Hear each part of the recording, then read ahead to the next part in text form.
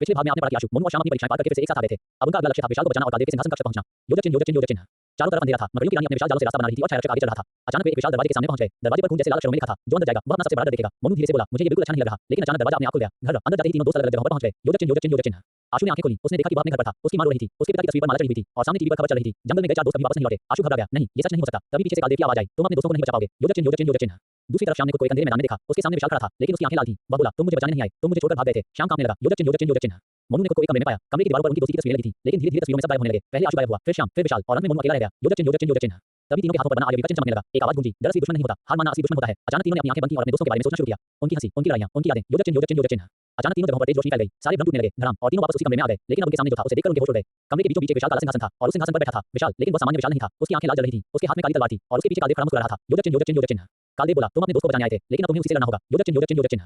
जारी रहेगा अगले भाग में। क्या विशाल सच में कालदेव के वश में आ गया है? फेयरफुल फेस का दोस्त बनेंगे दुश्मन। फायर और क्या अंतिम युद्ध शुरू होने वाला है? ये कहानी कैसी लगी बताइए हमें कमेंट बॉक्स में और रोमांचक कहानियों को सुनने के लिए चैनल को सब्सक्राइब, शेयर और लाइक करना ना भूलें और नए नोटिफिकेशन के लिए बेल आइकन पर क्लिक करें।